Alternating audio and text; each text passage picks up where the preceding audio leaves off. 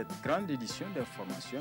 Monsieur, dame, bonsoir. Merci d'avoir choisi la télévision Dunia pour vous informer. C'est une circulation fluide et des conducteurs totalement à l'aise au volant de leur voiture. Page inter de cette édition. Voilà Hugo Chavez quand il s'agit de parler en public. Ses déclarations ont fait le tour du monde. Voilà, ici se referme ce journal.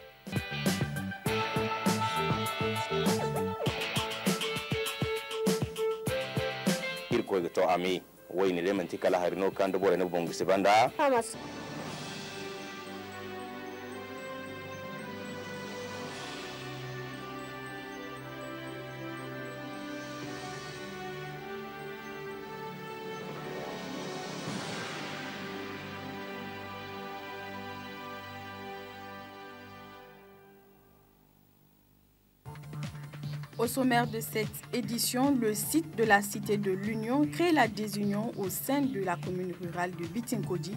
Ce site, déclaré propriété de l'État, est morcelé et vendu au grand désarroi des populations. Ouverture à Maradi du forum transrégional sur l'agriculture familiale, un forum qui vise à améliorer le rendement agricole au Niger. Le développement de ces titres dans un instant.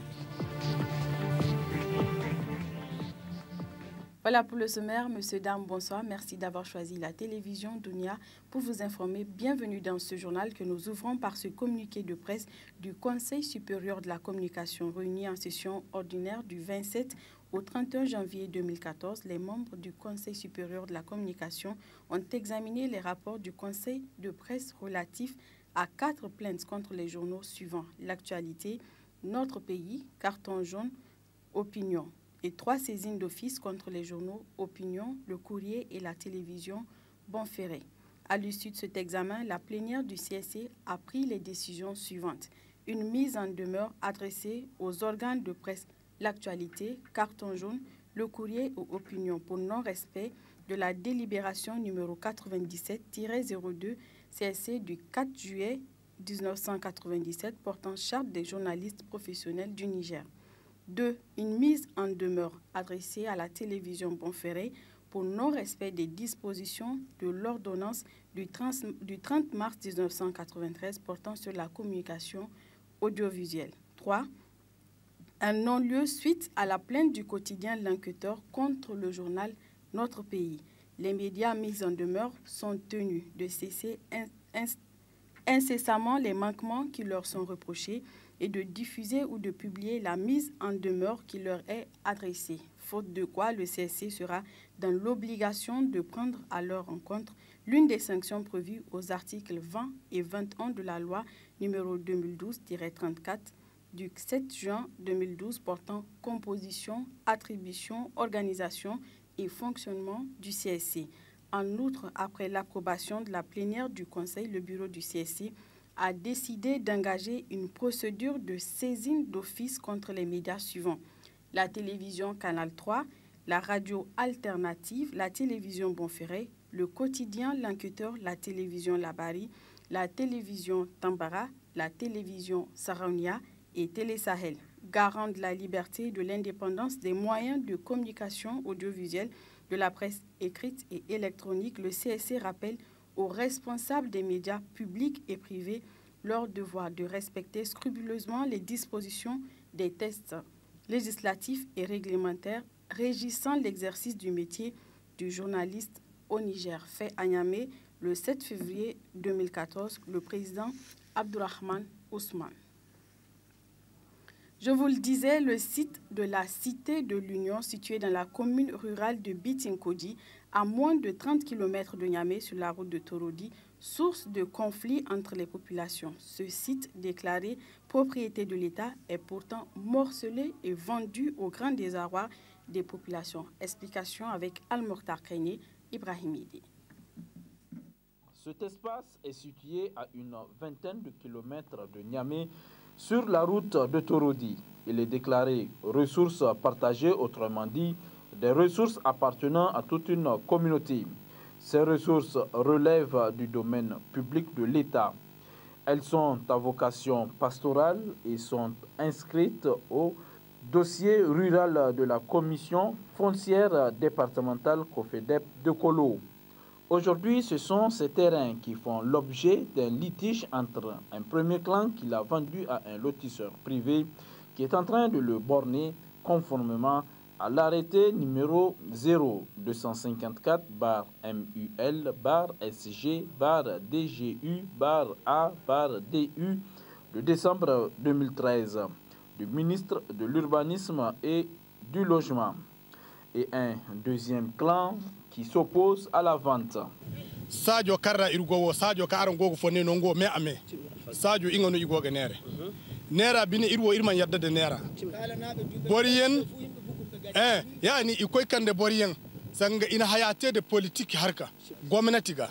Irko se gwamnati Irgoga jinda dan gwamnatiga. Amir ga kasine amadi irse nongo wo irsiba imanere hunguna irsiba imanere suba. Nunku kan bora furo asere ko bora kan deymo amma inga hanga. Kan wallahi irman nere wodu banun irman nere ma asideifa. Wallahi amma wallahi ayna wallahi asidei.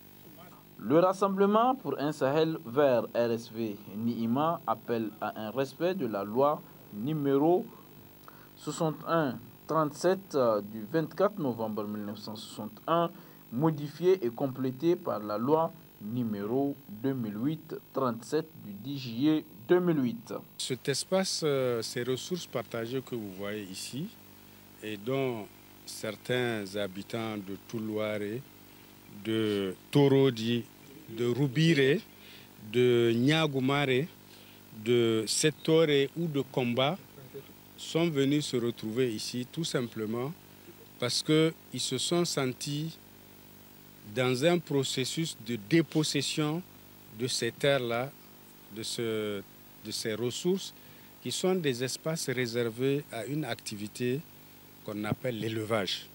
Donc c'est tous des éleveurs qui ont leurs animaux qui pâturent dans ces terres-là. Et qu'est-ce qui est à l'origine du problème? C'est qu'il y a un arrêté ou même plusieurs arrêtés du ministre de l'Urbanisme qui dit que cette zone est classée d'utilité publique pour faire l'objet d'un morcellement et d'un lotissement.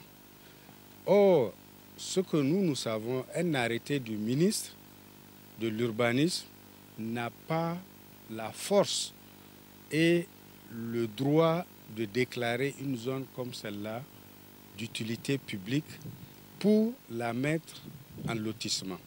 L'acte qui a été pris, non seulement il viole l'article 3 du Code rural en matière de classement d'une zone d'utilité publique, mais il viole également un arrêté du préfet de Kolo qui a déjà identifié cette zone comme étant une ressource partagée. Ce site, qui fait partie intégrante de l'inventaire des ressources du domaine de l'État réalisé par la COFODEP de Kolo, revêt un caractère inaliénable, imprescriptible et insaisissable. La loi donc doit être respectée et appliquée pour trouver une solution définitive à ce litige afin d'éviter l'irréparable. Et puis, vous le savez, les organisations de la société civile nigérienne ont organisé hier à la place de la concertation un meeting pour réclamer un partenariat gagnant-gagnant entre l'État du Niger et Areva, une demande d'ailleurs jugée légitime par le ministre français délégué du développement Pascal Canfin. Les réactions des membres du ROTAP.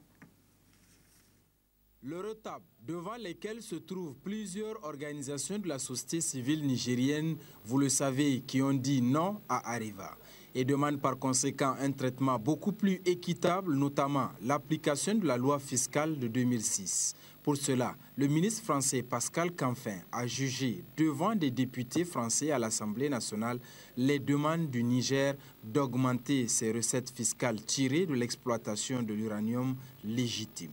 Une déclaration d'un ministre d'un gouvernement qui jusque-là est resté très prudent sur ce dossier très sensible.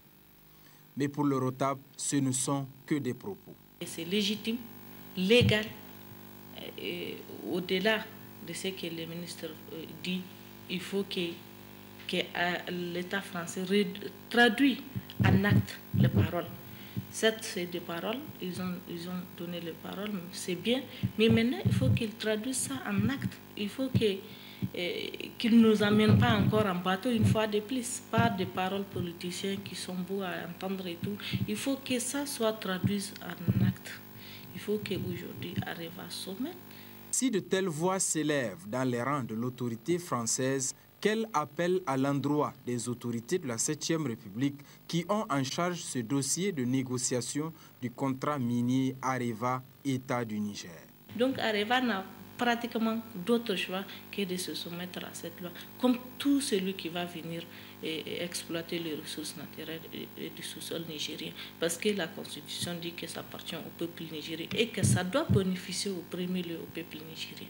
Et donc pour respecter la Constitution, pour respecter la loi que le peuple, ce gouvernement doté, Areva doit se soumettre et que les autorités nigériennes doivent tenir bon et doivent amener Areva à se soumettre à cette loi parce qu'il n'y a pas d'alternative. La pression en face est donc très forte chez le gouvernement. D'une part, Areva qui ne veut pas fléchir par rapport à la fiscalité. D'autre part, la société civile nigérienne et tout le peuple qui réclament un peu plus d'équité chez le numéro 1 mondial du nucléaire pour les 10 prochaines années à venir. La suite de ce journal, les populations de Toulouaré ont rendu public hier matin une déclaration. Celle-ci pour soutenir le secrétaire général du MODEM F. Aloumana, Omar Hamidou Tchana Diladan. Compte rendu, Halima Abdou. Cette déclaration rendue publique ce matin par les populations du village de Toulouaré sur les sites de Bitinkwedi et Bougoum dans le département de Kolo a pour objectif d'une part soutenir le secrétaire général de l'Umana, M. Ladan Tchana, et d'autre part exprimer leur profonde gratitude à la première dame, Dr Malika Issoufou. Irwo, irkati Lumana Boryang, Kamborkul Gabe Zaza Bariye Tunanta, irkati Lumana Boryang. Borkulno sine irse ye banda orgo ga hangan borkulno sine gane irse ye banda irwo lumana boriya ladan jana banda hunkuna irgo a banda suba irsabu irsabu malika se ka akande irse lokotoro ne tulwar korara farke yanno wati di irga konda bore lokotoro kwara wala belo wala porpor ni di son alhamdulillah kan irdu lokotoro kwara. Au cours de cette déclaration, les populations du village de Toulouaré ont appelé tous les Nigériens à emboîter les pas à Ladan Tchana.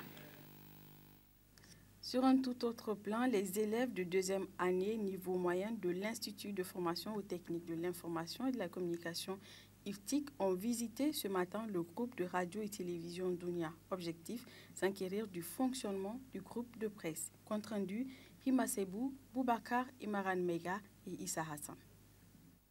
Découvrir de plus près à quoi ressemble un groupe de presse, mieux comprendre son organisation, ses attributions et son fonctionnement, c'est l'essence de cette visite des étudiants de l'Institut de formation aux techniques de l'information et de la communication IFTIC à la radio et télévision Dounia. Cette visite initiée par Mme Maria Maketa vise à permettre aux jeunes apprenants de tâter du doigt ce qui sera leur futur métier, le journalisme. De la direction des informations en passant par celle des programmes, la salle de montage et la régie de diffusion, d'amples explications ont été données aux étudiants. On a découvert la salle de rédaction, la salle de réunion et le grand plateau de Dounia et le studio de la radio. Le groupe Dounia est une télévision vraiment qui assure tous les programmes et le désir des téléspectateurs. Et vraiment, moi j'admire Dounia. De découvrir la télévision, la radio, et puis les journalistes, les techniciens et comment se passent les émissions entre autres. Ce genre d'initiatives sont à s'allier et à pérenniser, ce qui permettra sans nul doute aux étudiants de concilier la théorie et la pratique. Cela apportera aussi une valeur ajoutée à leur formation. Puis ouverture hier matin dans l'amphithéâtre de l'Université de Maradi d'un forum transrégional sur l'agriculture familiale, un forum de 3 jours qui vise à améliorer le rendement de l'agriculture au Niger. Nous retrouvons Alzouma Seni Soumela et Abdelkader Ilyassou. Cadre de réflexion, d'échange et de partage pour les organisations paysannes nigériennes, ce forum transrégional qui concerne les régions de Tawa, Maradi et Zander vise essentiellement la promotion de l'agriculture familiale. Un forum initié dans la ville de Maradi par le réseau national des chambres d'agriculture du Niger et le ministère de l'Agriculture avec l'appui technique et financier du Fonds international pour le développement de l'agriculture FIDA. Selon le chargé de portefeuille du programme FIDA au Niger, le forum est axé sur 3 points majeurs. Premier, sans doute, c'est l'engagement politique du gouvernement nigérien, qui malgré un contexte international sous-régional très complexe, est en train d'élaborer et de mettre en œuvre toute une série de politiques publiques de développement, comme les plans de développement économique et social, l'initiative 3N. Le deuxième élément est la réalité économique et productive du secteur de l'agriculture familiale au Niger. Un secteur qui contribue significativement en termes d'emploi et de croissance économique au développement du Niger. Le troisième et dernier élément que je tenais à souligner, c'est le rôle clé des producteurs agricoles, de leur organisation, de leurs associations et fédérations, qui sont, à notre avis, des éléments nécessaires à une professionnalisation et à un développement équitable et durable, je répète encore, du secteur économique et productif de l'agriculture. L'année 2014 étant déclarée l'année de l'agriculture familiale par le système des Nations Unies, l'Eureka compte s'investir pour en faire une réalité au Niger. Les organisations paysannes réunies autour de la Chambre d'agriculture du Niger ne ménageront aucun effort pour gagner la bataille contre l'insécurité alimentaire et pour la réduction de la pauvreté en milieu rural et au profit des exploitations familiales. C'est donc vers l'avenir que nous devons nous retourner, ce qui nous obligera à aborder des contraintes que rencontre notre agriculture familiale et évidemment chercher les solutions. Dans son discours d'ouverture, le ministre de l'Agriculture a énuméré les attentes du ministère vis-à-vis de ce forum. Le ministère de l'Agriculture, qui a soutenu vivement avec le FIDA l'organisation de ce forum transrégional par l'Eureka, attend de ce dernier les résultats ci-après. 1. L'établissement d'une vision partagée de l'agriculture familiale par les organisations paysannes. 2.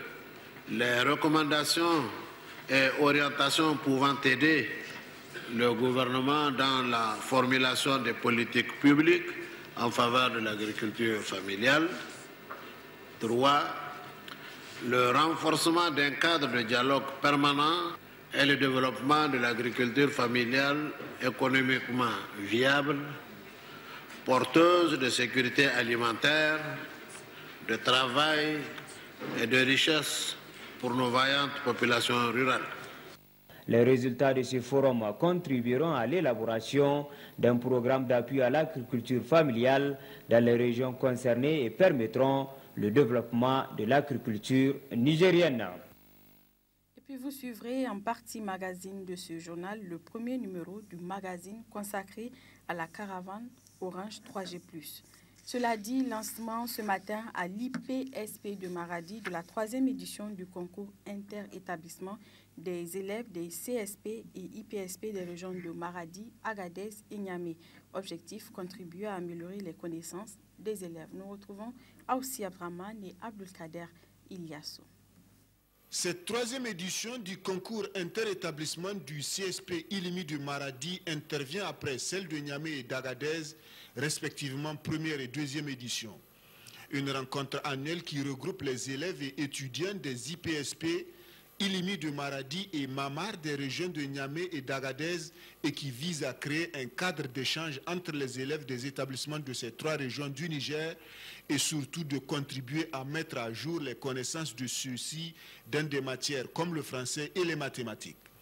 Le directeur général et fondateur de l'IPSP sait que cette rencontre permet de créer les conditions d'une meilleure formation des élèves et il les exhorte pour cela à plus d'efforts pour réussir et hisser notre pays parmi les grandes nations. C'est notre devoir de cultiver l'excellence en tant que responsable d'établissement privé. Pour nous, il ne s'agit pas seulement de former pour former, mais il faut former en sorte de sorte que nos élèves soient toujours les meilleurs sur le terrain et au niveau des examens. Et pour cela, nous devons les mettre, c'est comme une équipe de football. Tant que vous n'avez pas d'entraînement, vous ne pouvez pas être efficace le jour de la compétition.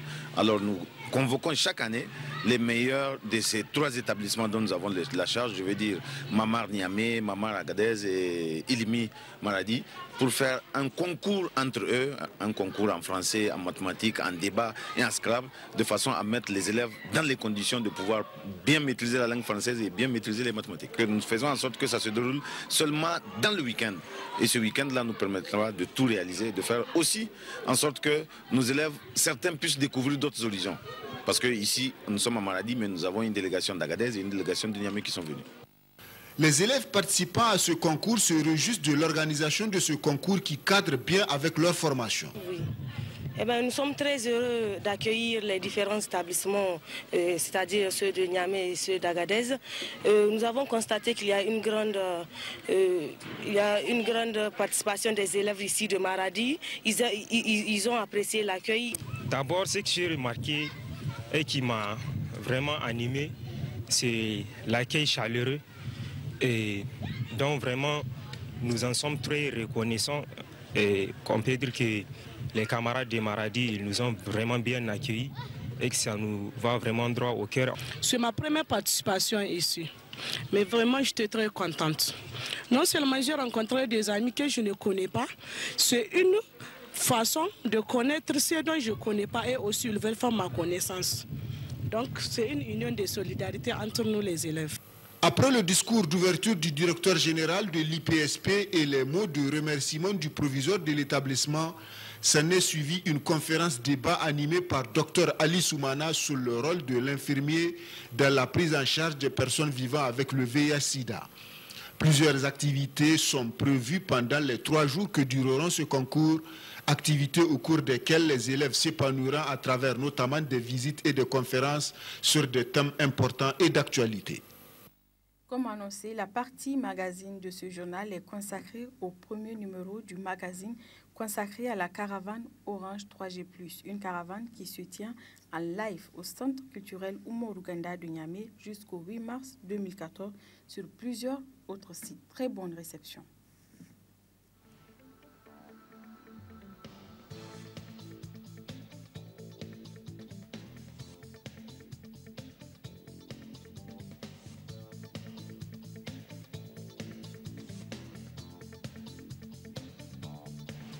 Bonjour à tous et bienvenue dans ce premier numéro d'un mode 3G+, le magazine entièrement consacré à la caravane Orange 3G+.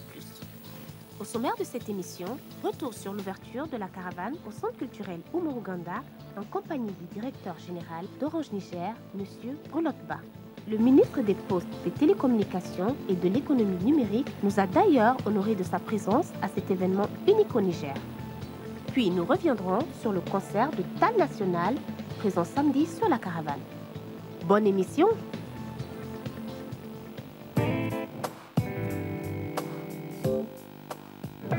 La caravane Orange 3G+, c'est parti. Au programme, découverte, démonstration, connexion gratuite, animation. Autant de plus qui font de la caravane Orange 3G+, un événement majeur. En route pour une visite guidée. La caravane 3G+ d'Orange, c'est une innovation d'Orange qui vise 2 choses. D'abord, à montrer au public tout l'univers de produits et services d'Orange autour du haut débit mobile. Le deuxième objectif, c'est de faire de la pédagogie autour de ces produits et services. Une chose est de savoir qu'il y a Facebook, Twitter, et une autre est de pouvoir utiliser ces réseaux sociaux.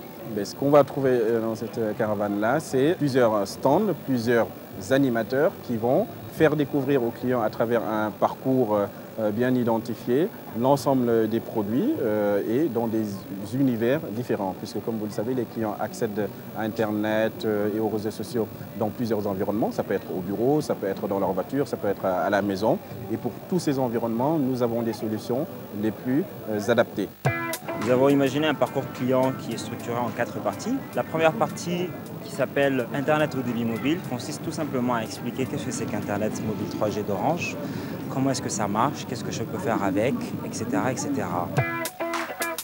Internet sur mon mobile. Alors, Internet sur mon mobile, l'idée ici, c'est de démontrer en fait aux différents clients donc comment est-ce que je paramètre mon mobile, comment est-ce que je fais pour accéder à Facebook, comment est-ce que je fais pour consulter mes mails, tout ça à partir d'un usage qui est mobile. On en profite aussi pour montrer des usages comme par exemple celle du streaming, donc regarder des vidéos en ligne, regarder des vidéos sur YouTube, par exemple des clips musicaux, ce genre de vidéos. La clé Internet mobile d'Orange Niger va permettre aux clients donc, de se connecter sur un PC portable à partir tout simplement d'une clé qu'il suffit de brancher dans son ordinateur. Typiquement des usages comme la visioconférence et encore plein d'autres usages comme télécharger de la musique, écouter de la musique en ligne, accéder à ses réseaux sociaux, tout ça de manière vraiment très rapide et très instantanée si je puis dire. La Flybox, qu'est-ce que c'est? Eh bien c'est un boîtier très simple. Il suffit tout simplement de connecter à l'électricité et vous êtes connecté à Internet en moins de 5 minutes. Alors la particularité de la Flybox, eh bien, elle est simple, c'est qu'elle me permet de partager mon Internet avec les membres de ma famille dans la maison. Donc, une fois que je l'ai branché, tout le monde, toute la famille peut bénéficier d'Internet à la maison, tout simplement à partir du Wi-Fi. Cette caravane, c'est une caravane itinérante. Elle va être organisée sur 3 sites différents. Le premier site, c'est le centre culturel Oumar Ouganda, là où nous sommes présentement. Ensuite, nous allons nous déplacer pour aller sur le site de l'université de Niamey, au complexe sportif Aliona Anti, du 8 février, donc jusqu'au 23 février. Et après ce site, nous allons nous transporter à la devanture du stade général Séni Kounché, l'esplanade, à partir du 23 jusqu'au 8 mars 2014.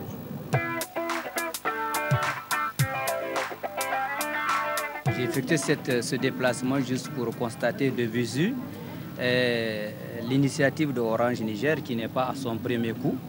Orange Niger est en train de démocratiser la connectivité Internet mobile.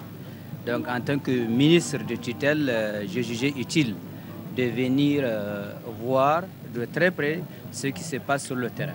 Les jeunes ont besoin d'avoir une connectivité mobile sur leur portable, sur leur smartphone.